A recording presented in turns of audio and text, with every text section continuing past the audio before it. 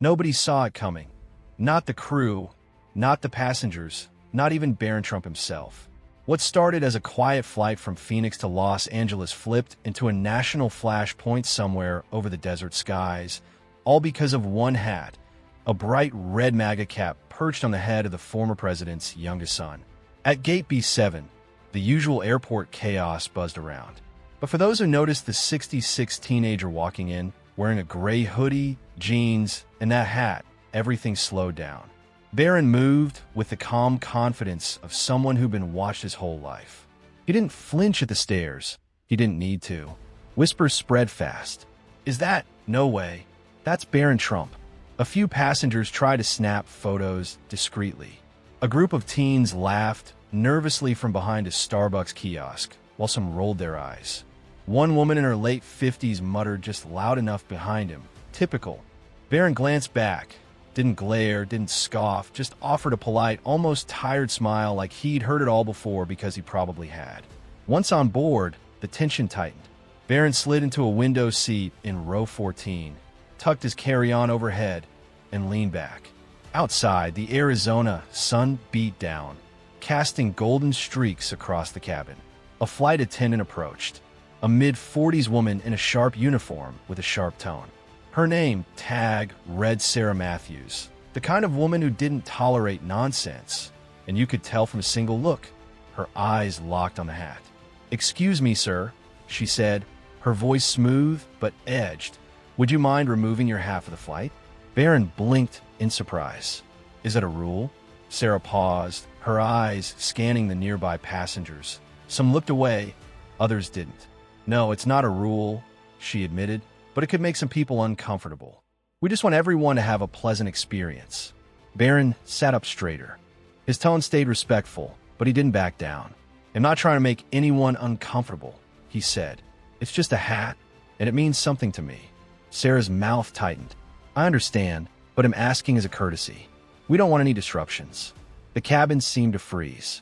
Conversations stopped mid-sentence. Pretending not to listen turned into full-on eavesdropping. Barron didn't flinch. "I'm not disrupting anything," he said evenly. "I'm just sitting here quietly, wearing a hat." Sarah didn't argue. She just gave a clipped, "I'll be back," and walked off down the aisle. The moment she disappeared, the murmurs exploded. Some passengers whispered things like, "Good for him," while others shifted uncomfortably. One man muttered, "Can't even fly in peace anymore." Barron looked out the window. The clouds were beginning to form as the engines fired up. Outside, everything looked peaceful. Inside, a storm was building. 5 minutes passed, then 10. When the flight attendant returned, she wasn't alone. Striding just behind her was a man in a crisp navy blazer, silver wings on his chest, and a calm authority that didn't need raising its voice to be heard. David Harris, the lead flight attendant, moving with practiced poise, in his early 50s with salt and pepper hair and a demeanor that said, "I've seen everything. I don't have time for drama," stopped at row 14. Sarah stepped slightly ahead, her jaw set, and David gave a tight, professional smile. "Mr. Trump," he began in a low but firm voice, "we've had some concerns from other passengers regarding your hat. To keep things smooth and comfortable for everyone on board, we're asking you to remove it or stow it away during the flight." Barron looked up at the two of them. His face was calm, unreadable, but his eyes, sharp and focused, made it clear this wasn't going to be simple. "With all due respect," he said evenly, "I don't see how this hat is making anyone uncomfortable. I haven't spoken to a single person since I boarded.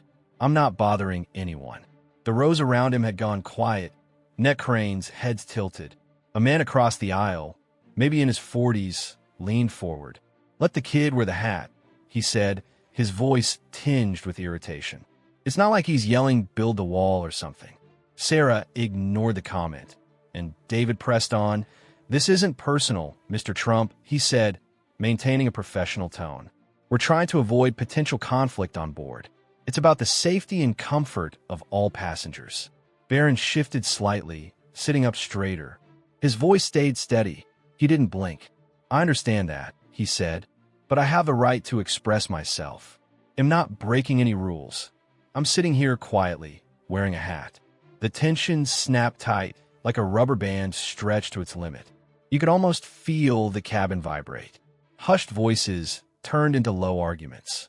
A couple in row 12 whispered sharply. Someone muttered, "This is insane." Another rolled their eyes. One woman pressed a hand to her chest. David's tone hardened, his patience thinning. "If you're unable to comply," he said, "we'll have to ask you to leave the flight." The words hit like a dropped tray. A wave of audible gasps swept through the cabin. The man across the aisle leaned in again, louder this time. "You're kicking him off for a hat?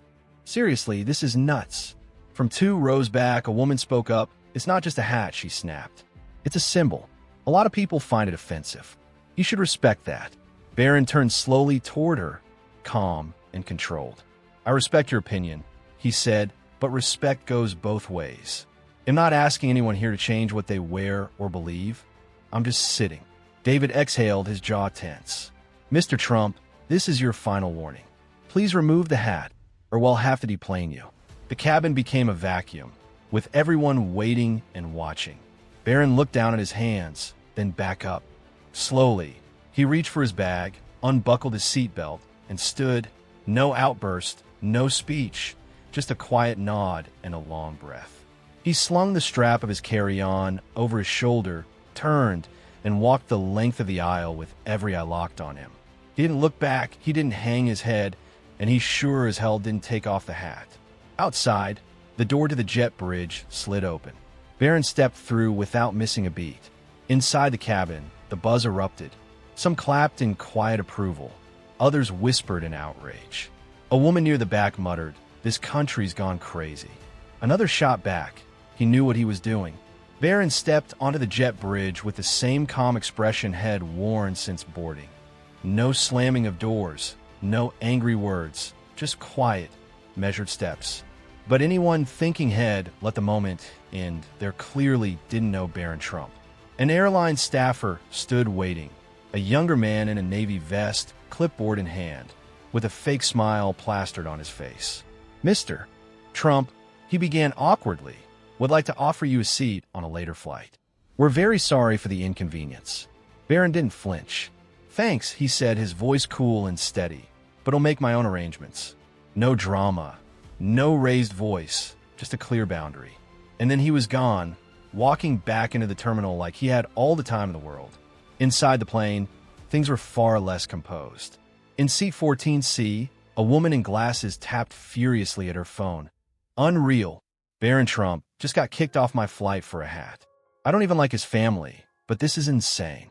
Further back, a younger guy uploaded a grainy clip of Barron calmly walking off the aircraft. Hashtag free speech not allowed at 30,000 feet, apparently.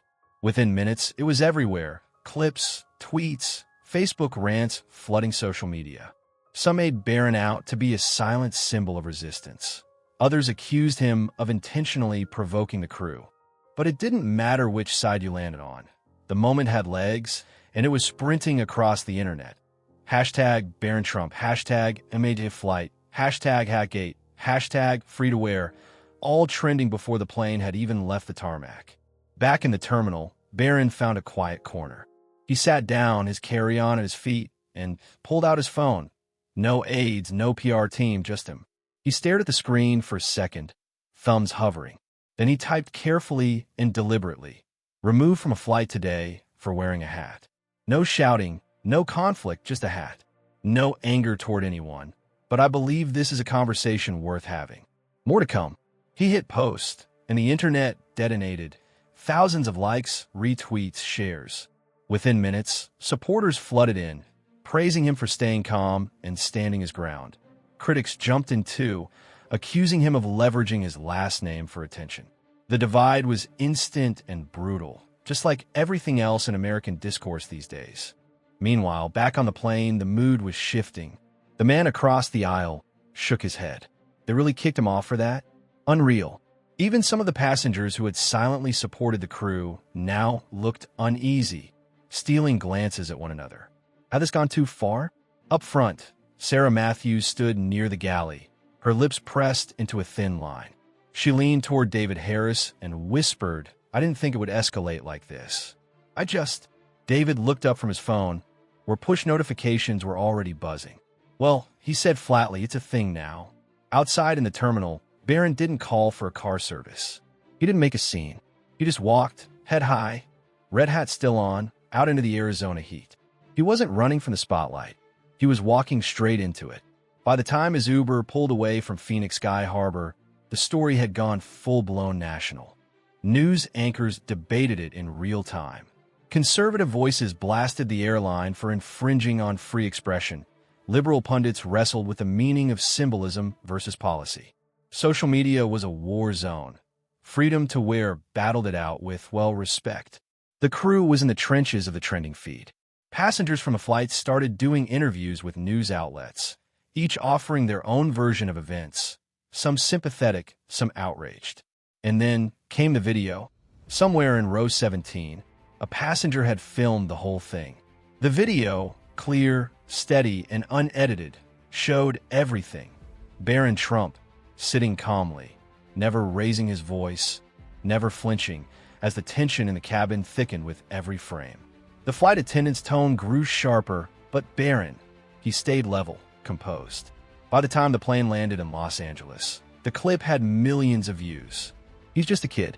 This is ridiculous. That hat isn't just a hat. It's a symbol of hate. The airline did the right thing.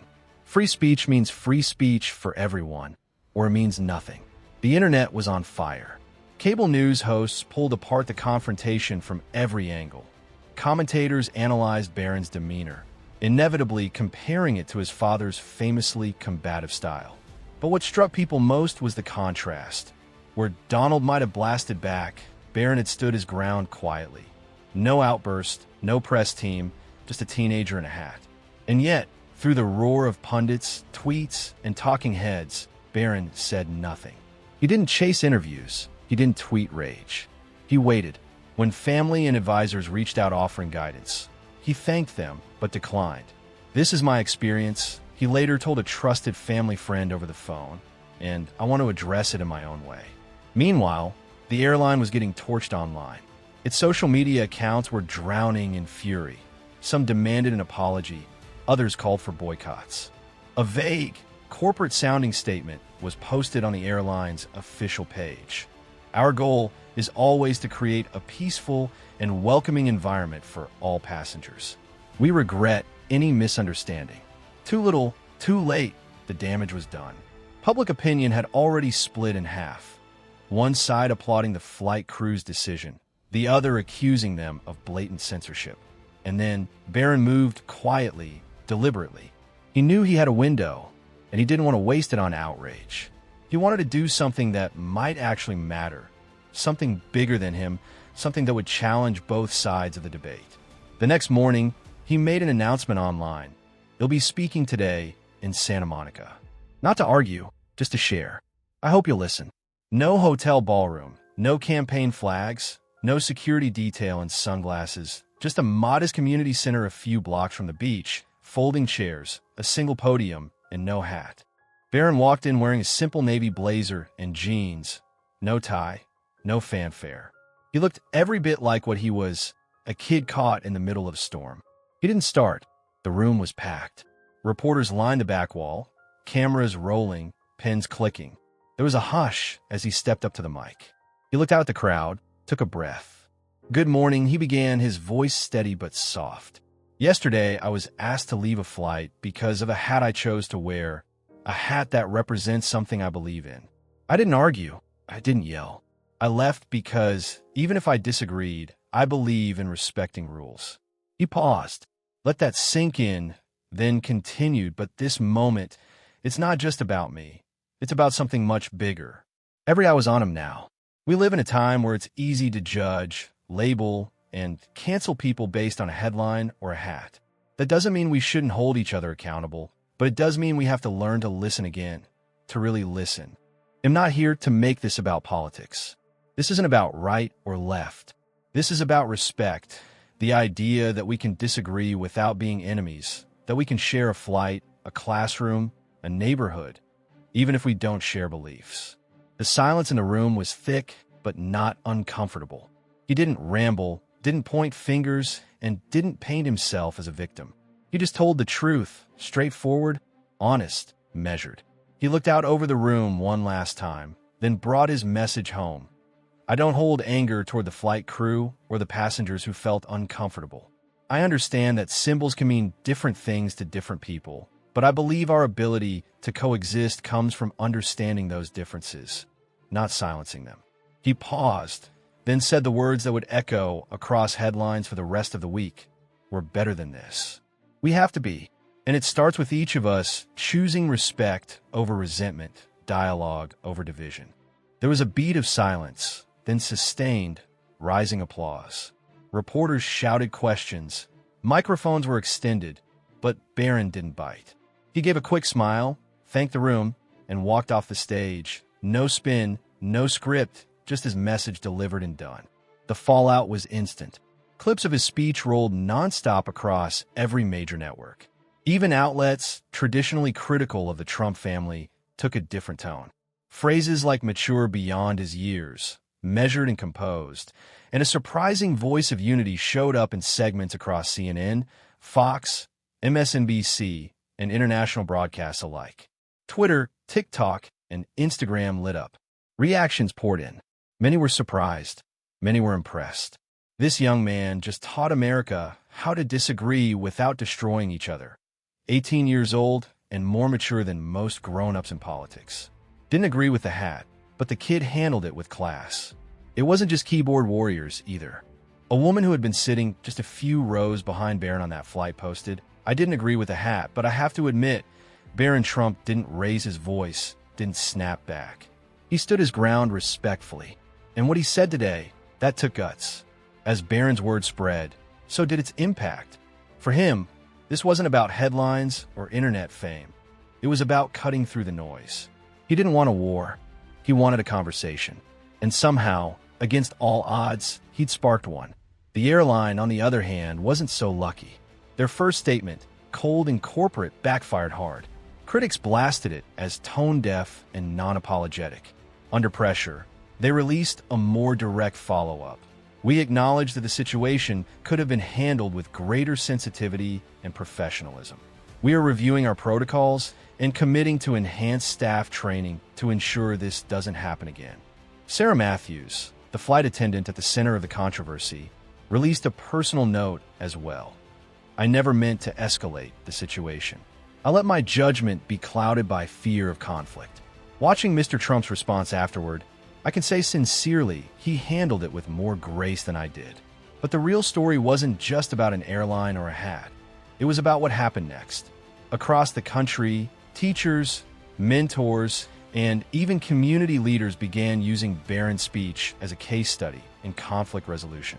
A high school civics teacher in Ohio showed the video to her students, saying, "This is what leadership looks like, not shouting, not blaming, but listening, standing firm, and choosing respect."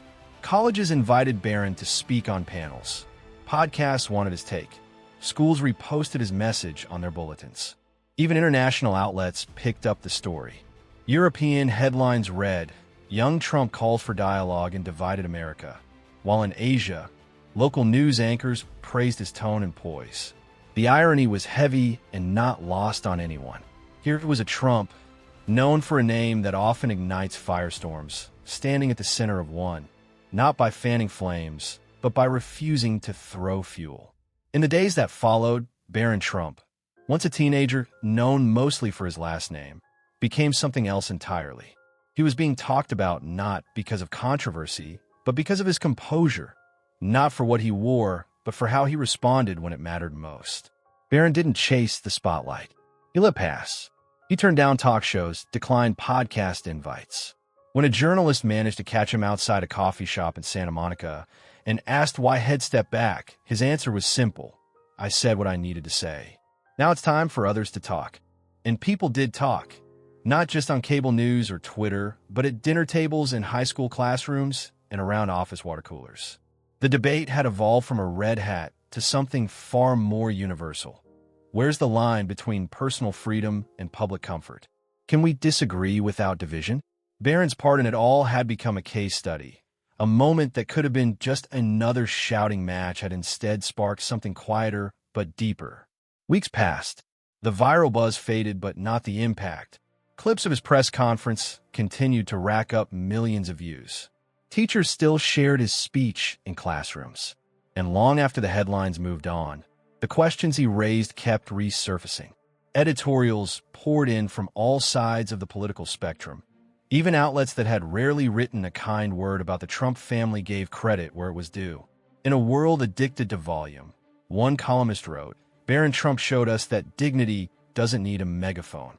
Behind the scenes, real change took root. The flight attendant, Sarah Matthews, quietly resigned from her position. Some critics were harsh, but many sympathized, acknowledging the intense pressure that comes with being the face of customer service in today's hyperreactive world. For his part, Barron issued a statement: "We all make mistakes. What matters is that we learn from them. I wish her well." It wasn't flashy, wasn't shaded with passive aggression. It was forgiveness, simple and powerful. The airline announced it would roll out new de-escalation training for its crew. This wasn't just PR. It was a policy change, a small but meaningful response to a moment that could have easily been forgotten or weaponized. And as the world kept spinning, Barron quietly returned to his rhythm. He was spotted a few times in Los Angeles volunteering at a local shelter, helping hand out meals, slipping in and out without drawing attention. Cameras tried to follow, but he never stopped to talk. Not out of secrecy, but because the message had already been sent. This was never about attention. This was about integrity. In the end, the real legacy of that flight wasn't a trending hashtag or a viral clip. It was the simple, unshakable reminder that conviction and compassion can coexist, that you can stand your ground without stepping on someone else, that it's possible to disagree without dehumanizing, and, most of all, that sometimes the quietest voice in the room is the one that echoes longest. As one fellow passenger later reflected in an interview, Barron didn't just walk off that plane with a red hat on. He walked off with his head high and left the rest of us with something to think about in a country divided by noise, where his silence said it all.